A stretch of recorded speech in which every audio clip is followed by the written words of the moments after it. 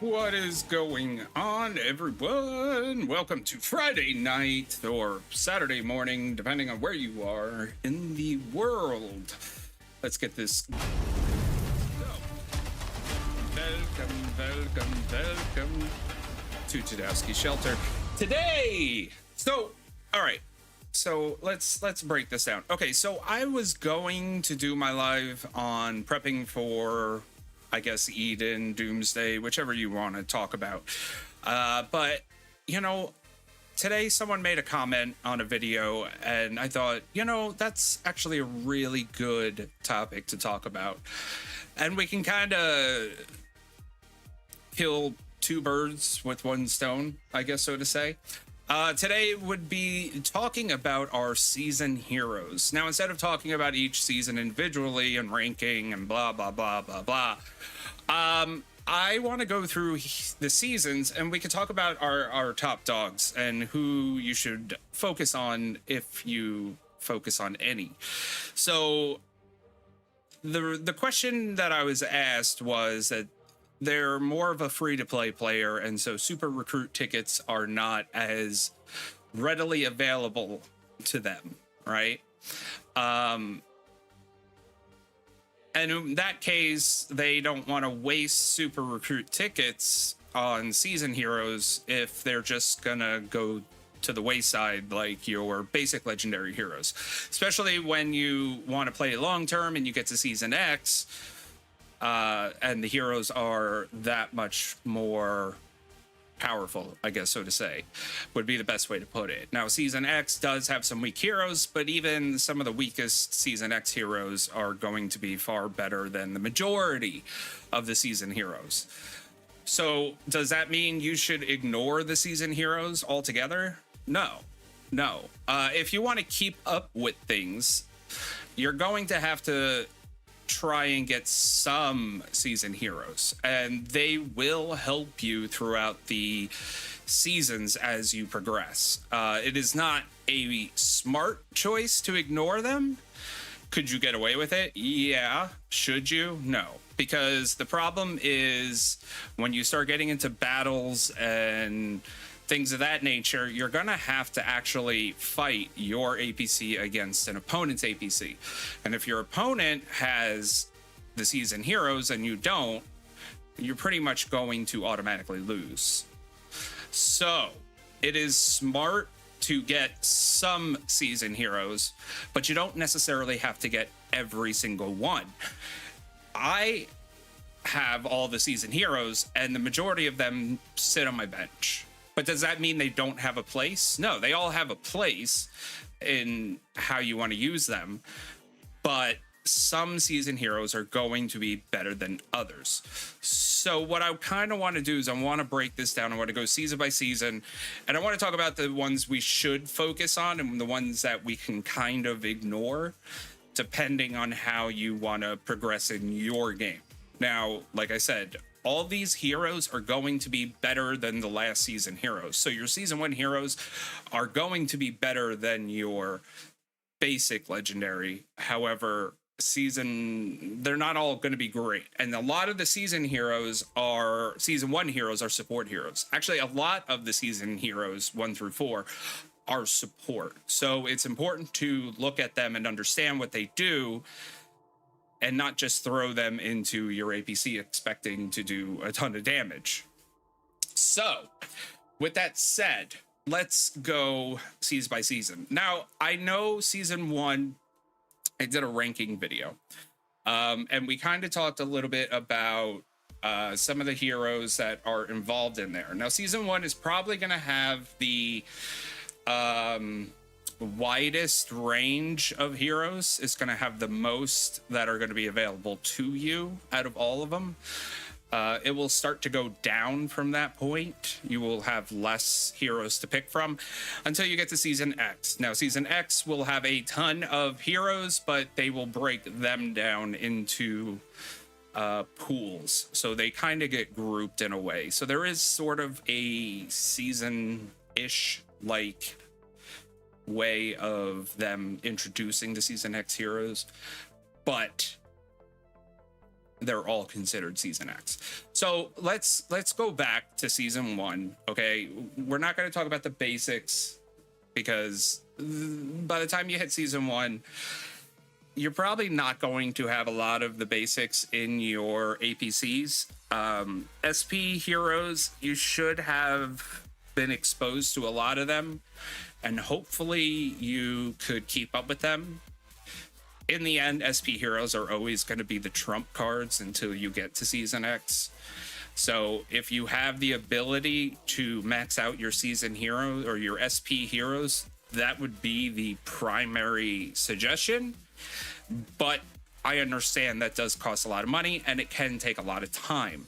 So let's go through and we'll talk about the season 1 heroes, and we'll talk about the ones that you must get or should get, and the ones that you could try to ignore. I will say one last disclaimer about this. When season heroes are introduced, your best bet to obtain season heroes are during the smaller recruitment pools. However, the developers aren't dumb. And in saying that, they're going to put a top tier hero with 2 other lower ones. So you're not just going to get one recruitment pool of nothing but top tier heroes. So there is going to be the chance that you're going to get the other heroes, and you're not just going to get your 3 medals for your top tier hero right off the bat. You might have to work at it for a bit. And that is probably the smart thing on their part, because you're going to wind up using a lot more recruitment tickets than you think, and you're going to wind up getting the majority of the heroes anyways. But should you focus on maxing the ones that aren't top tier? No. You should focus primarily on the ones that are the best of the season. So let's talk about what is considered the best of season 1. Season 1 is going to have 9 heroes introduced to you. You're going to have Courageous, Dragon's Rage, Light of the Past, Falcon, Warboss, Flash, Janissary, Sharp Arrow, and Cincinnatus. And they kind of group them here already as you see fit. Cincinnatus, Sharp Arrow, and Janissary are all shooter heroes. Flash, Warboss, Falcon are vehicles. Light, Dragon's Rage, and Courageous are fighters. Now, your top tier ones, the almost you must have because they're probably going to be useful through every season, is going to be Dragon's Rage, War Boss, and Sharp Hero. Now, these three are primary combat heroes. They're going to be the ones that actually do damage. Every other hero in this season is more of a support and does not do as much damage or skills that do actual attack or skill damage, so to say. So your main season 1 heroes that you should always go for are going to be Sharp Arrow, War Boss, and Dragon's Rage. Now, War Boss and Sharp Arrow are going to be your 2 top best of the best. And the reason we don't really include Dragon's Rage in best of the best is because, well, he's a fighter. And we know that most people don't like fighters because they're good at taking damage, but at this point in the game, you want all of the same troop type. And in duels, shooters are going to be your primary focus, and on the map, your vehicles are probably going to be your primary focus. Also because they're much faster, and you want to take tiles fast.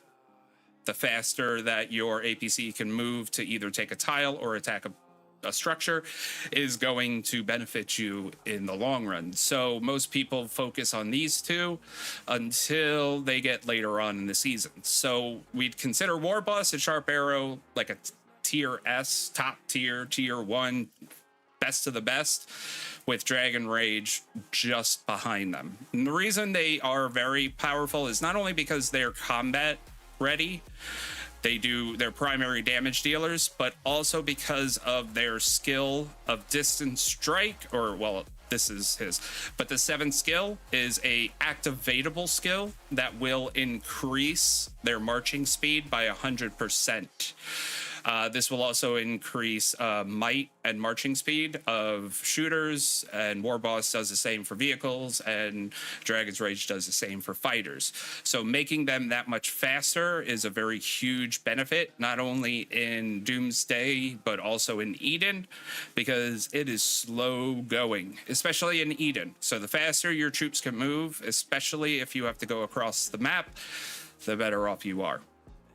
So these are going to be your must. So season 1, your primary focus is going to be Sharp Arrow, War Boss, Dragon's Rage. In honesty, you could just ignore the rest. If you don't finish the rest, it's not really that much of a big loss. Now, they do have benefits. Don't get me wrong. They're not completely useless.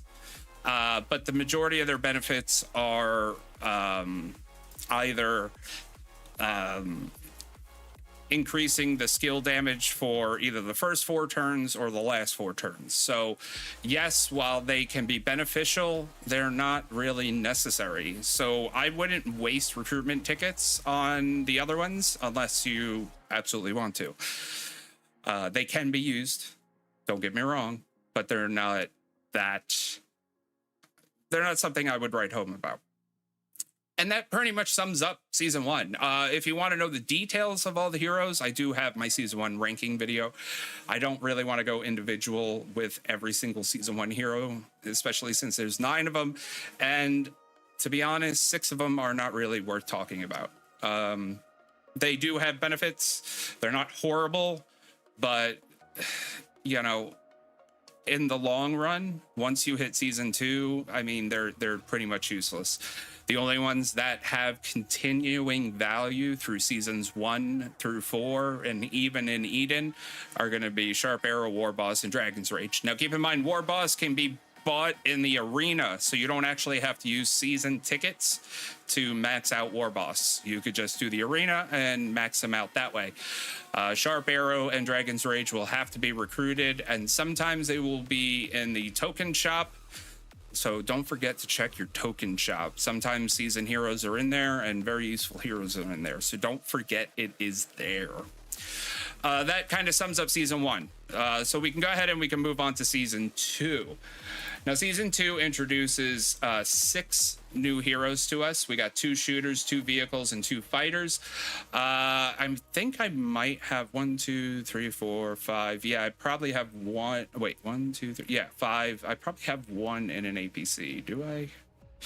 That's probably why. Yeah, I do. Ivanov. Okay, so Season 2 heroes. You have 6. You have the Knight, the Executioner, Viscount, Inquisitor, and Panther. Okay, Panther and Ivanov are going to be vehicles.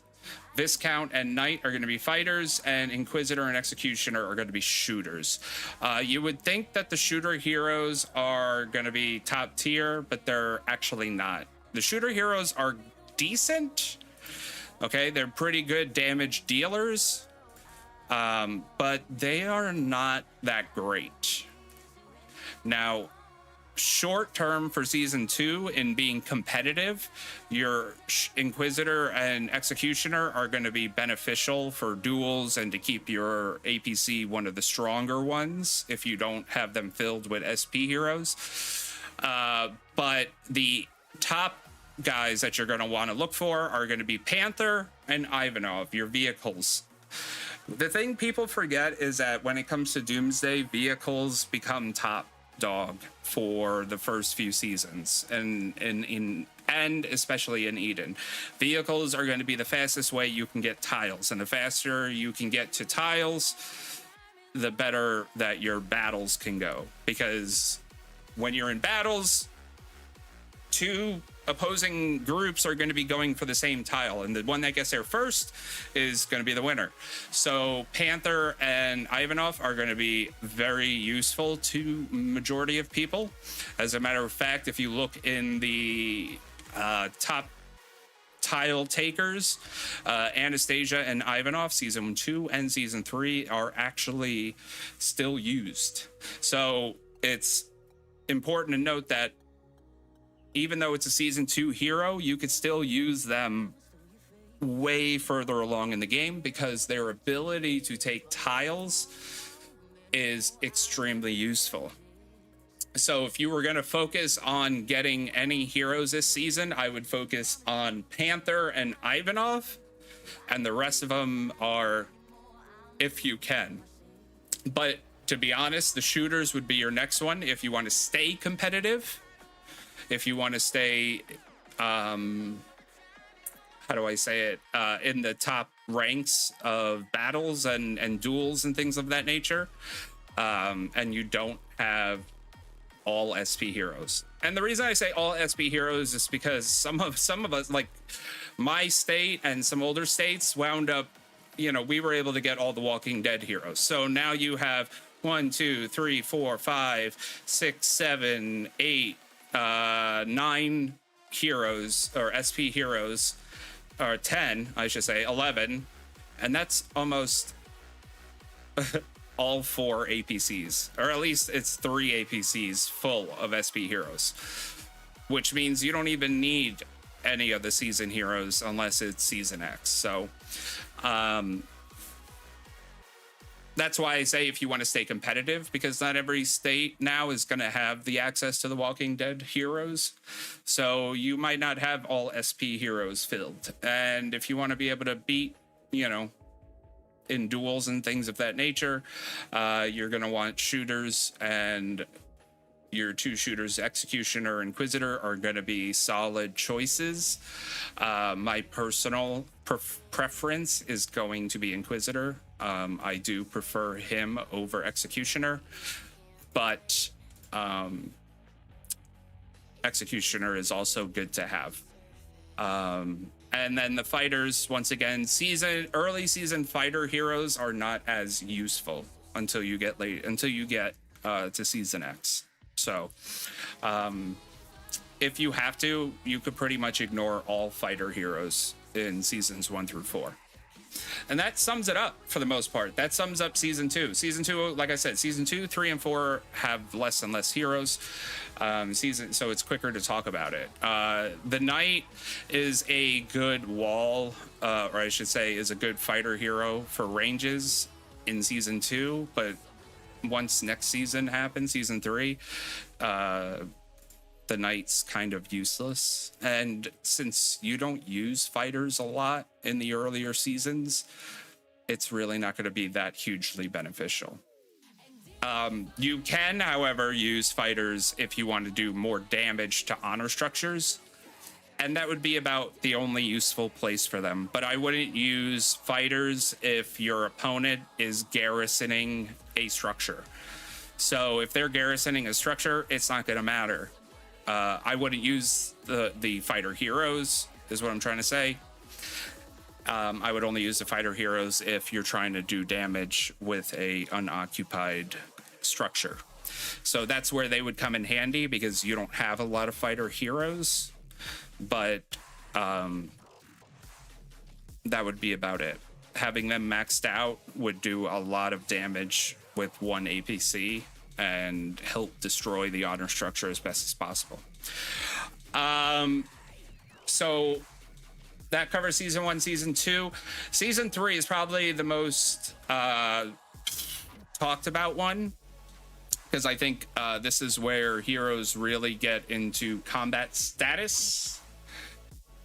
And I think that's the biggest thing, because season 2 and season 1 season 1 and season 2 mainly have support heroes, which give you buffs or debuffs for the opponent and things of that nature, but they don't generally do actual damage. So you still have a lot of normal attack damage that you're relying on. And that doesn't help when your opponent has a lot of skill damage coming at you. So season 3 is where you have a lot of actual attacking heroes. The Three Sisters is what most people talk about. Countdown, Farseer, and Vanguard. Then we also have, who are all vehicles. And then you have Wings of Liberty, who is a shooter. Major Anastasia, which is a vehicle, who's up at the top. And Tech Priestess, who is a fighter. Now, these season 3 introduces a couple of heroes that are going to be useful long term. Major Anastasia is going to be useful long term because she is a vehicle. Damage. No, she is a very good support vehicle hero. She is combined with Ivanov to take very high level tiles at a very quick and low cost to you. That is why those two, with Panther, I believe it is, are generally the tile taking kings, I guess so to say.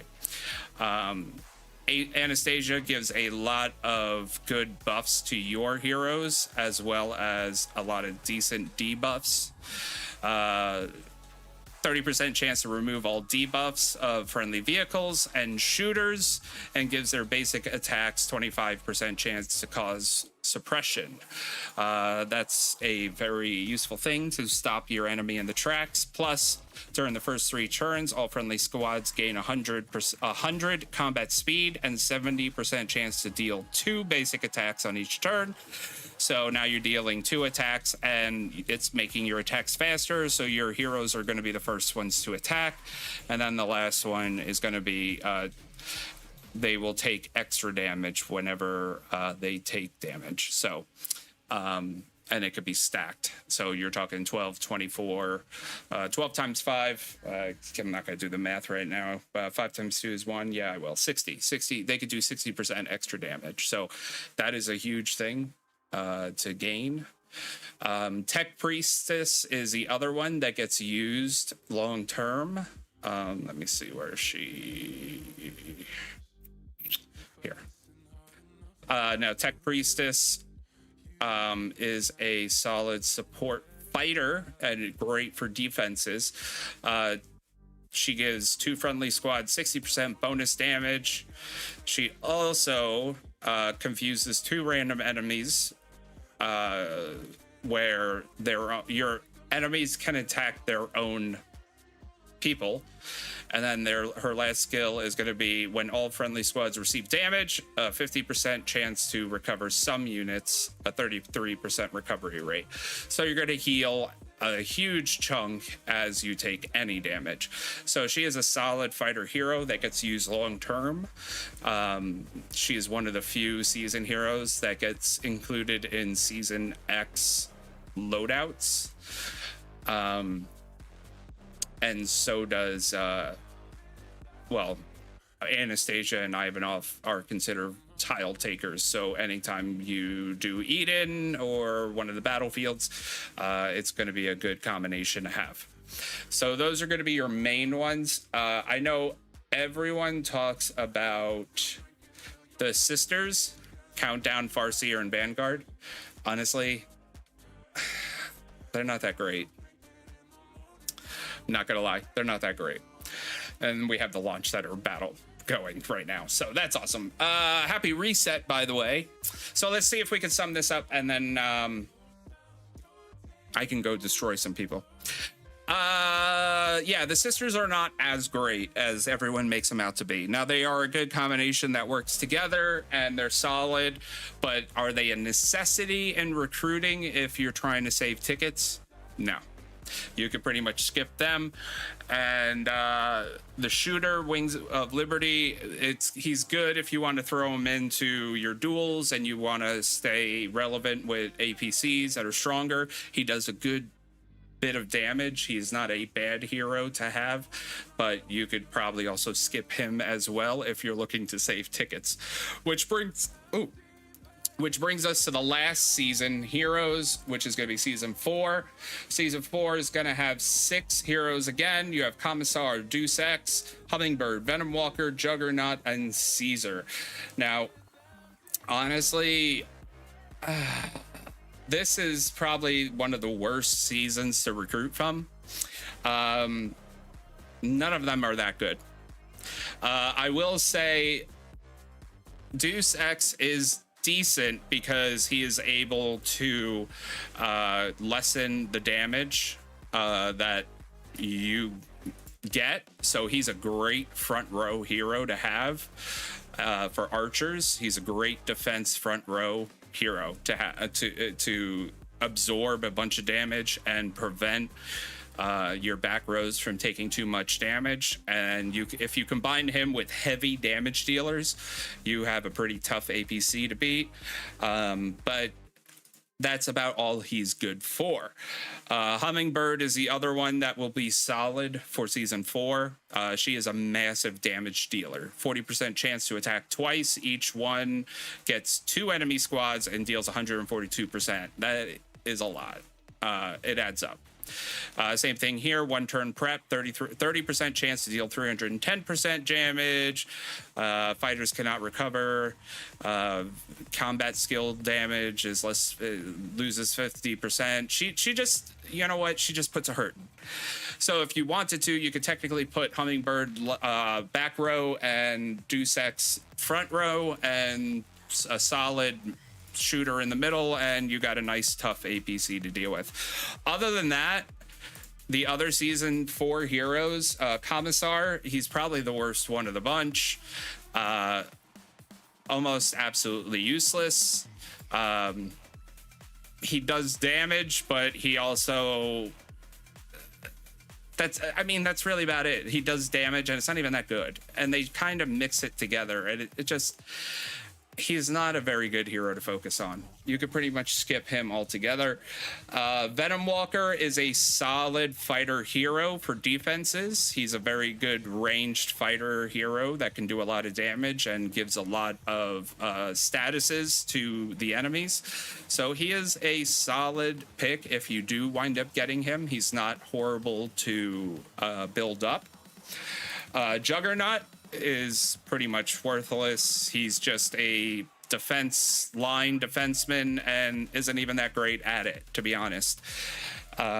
He's pretty much worth slipping by. And Caesar is going to be your last one. Now, he's going to be the only vehicle hero in season 4, and he's not horrible. He's a pretty good vehicle hero to have, but with the long list of other season vehicle heroes, he kind of falls to the wayside. So he is good to have, but he's not someone I would focus on. So yeah, that's where we're pretty much at. Your main heroes you should be focusing on for any of the seasons are going to be Major Anastasia, Ivanov, Tech Priestess, where else? Deus Ex. Now, Deus Ex is also going to be in the arena, so you can get them that way. Hummingbird, for season 4. These are the only 2 you need to get. The other ones, maybe. And Caesar and Venom Walker are useful, but not must-haves. For season 3, it's going to be Anastasia is pretty much, or I'm sorry, Anastasia and Tech Priestess is going to be the only ones you really need to get. Everyone else is a maybe. Season 2 is going to be Ivanov is your must, as well as Panther.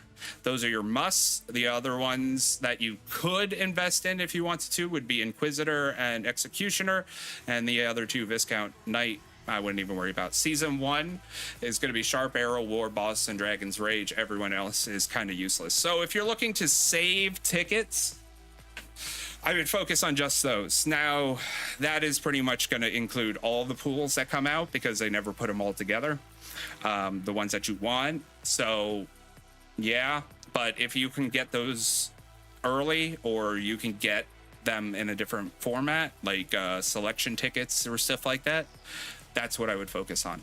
So yeah, that's it. That's your heroes. So if you want to save recruitment tickets for season X, which is probably what everyone should do, and if you don't like to spend too much and super recruit tickets are hard to come by, or you're really early and you don't know and you just waste all your tickets, those are the ones I would focus on.